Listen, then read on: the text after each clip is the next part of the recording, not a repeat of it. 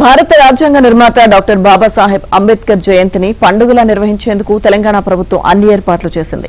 అంబేద్కర్ జయంతి సందర్భంగా రాష్ట్ర వ్యాప్తంగా కార్యక్రమాలను చేపట్టనున్నారు. అంబేద్కర్ జీవిత విశేషాలను తెలిపేలా సాంస్కృతిక కార్యక్రమాలు నిర్వహించనున్నారు. ఇటు ట్యాంక్ బండ్ వద్ద ఉన్న భారీ అంబేద్కర్ విగ్రహానికి పూలమాల వేసి సీఎం రేవంత్ రెడ్డి నివాళులర్పించనున్నారు. వైద్య ఆరోగ్య శాఖ మంత్రి దామోదర్ రాజనరసింహతో పాటు పలువురు మంత్రులు ఈ కార్యక్రమానికి హాజరు కానున్నారు.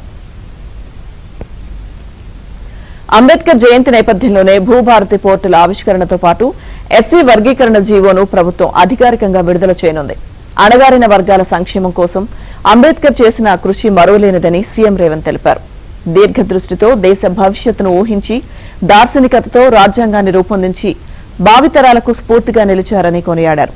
అంబేద్కర్ ఆశయాలను సాకారం చేయడానికి అందరూ కృషి చేయాలని పిలుపునిచ్చారు. అటు అణగారిన వర్గాల కోసం జీవితకాలం పోరాడిన దార్శనికుడు అంబేద్కర్ అని కేసీఆర్ కొనియాడారు.